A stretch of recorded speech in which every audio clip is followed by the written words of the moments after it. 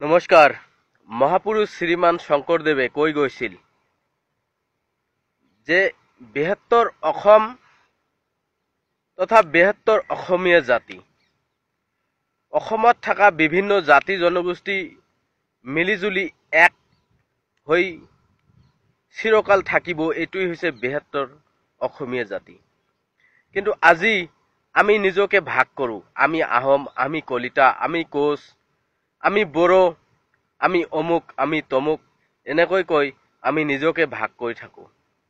কিন্তু আমি নিজকে ভাগ কৰি থাকিলে আমাৰ ভিতৰত ডিভাইডেশ্যন হ'ব আৰু আন আন জনগোষ্ঠীবিলাকে হাঁহিব আৰু আমাৰ যেটো ডিভাইডেশ্যন এণ্ড ৰুল এইটোৰ বেনিফিট ল'ব। গতিকে আমি ৭২ অসমীয়া জাতিক অনুৰোধ কৰিব বিচাৰিছোঁ যে আপোনালোকে কোনো নিজৰ ভিতৰত ডিভাইডেশ্যন নকৰিব। আমি বড়ো, গোৰ্খা, আদিবাসী, আহোম, কোচ, কলিতা, মটক, মৰাণ, চুতীয়া সবে মিলিজুলি আমি একত্ৰিত হৈ যেনেকৈ আমি মহাপুৰুষ শ্ৰীমান শংকৰদেৱৰ সময়ত ৭২ অসমীয়া জাতি আছিলোঁ, আজিও আমি ৭২ অসমীয়া জাতি হ'ব হৈ থাকিব বিচাৰিছোঁ। আমাৰ ভিতৰত আমি ডিভাইডেশ্যন বিচৰা নাই। আৰু আমি ক'ব বিচাৰিছোঁ যে মহাপুৰুষ শ্ৰীমান শংকৰদেৱে ৭২ অসমীয়া জাতি গঠন কৰিছিল, কিন্তু ৭২ অসম গঠন কৰিব পৰা নাছিল।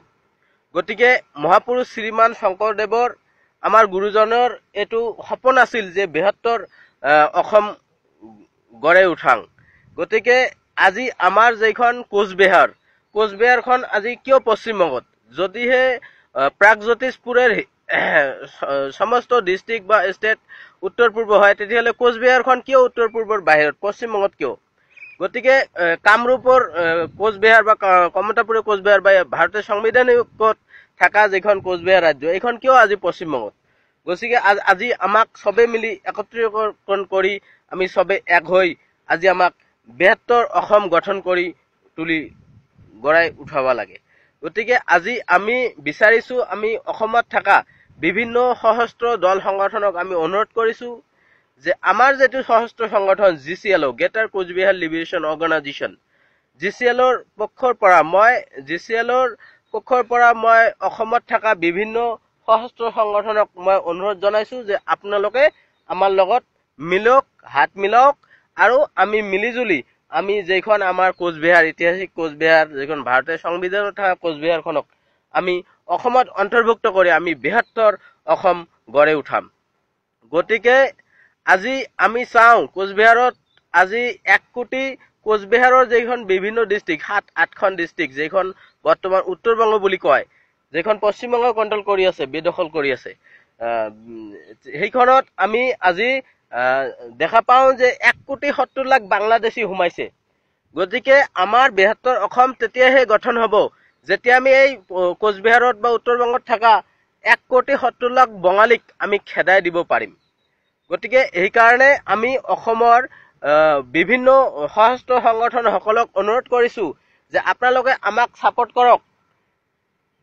আপোনালোকে আমাক ছাপোৰ্ট কৰিলে আমি অসমৰ কোচবিহাৰখনক, অৰ্থাৎ ৭২ অসমৰ যেখন কোচবিহাৰ, যাত ১,৭০,০০,০০০ বাংলাদেশী আছে, এই বাংলাদেশী বিলাকক আমি খেদাই দিম আৰু ৭২ অসম গঢ়াই উঠাম।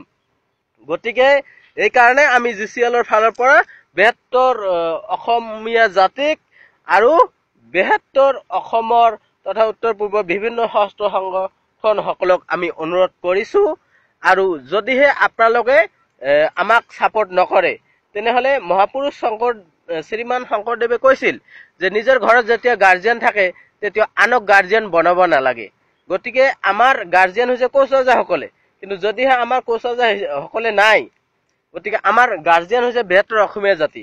গতিকে ৭২ অসমীয়া জাতি যদি আজি আমাক ছাপোৰ্ট নকৰে, তেনেহ'লে আমি বাধ্য হ'ম আমি অল কায়দা বা ISISৰ পৰা ছাপোৰ্ট লৈ হ'লেও আমি কোচবিহাৰৰ পৰা ১,৭০,০০,০০০ বঙালীক আমি খেদাই পঠাম আৰু বাংলাদেশী বঙালীক আমি খেদাই পঠাম আৰু আমাৰ ৭২ কোচবিহাৰ, ৭২ গ্ৰেটাৰ আসাম আমি গঢ়াই উঠাম।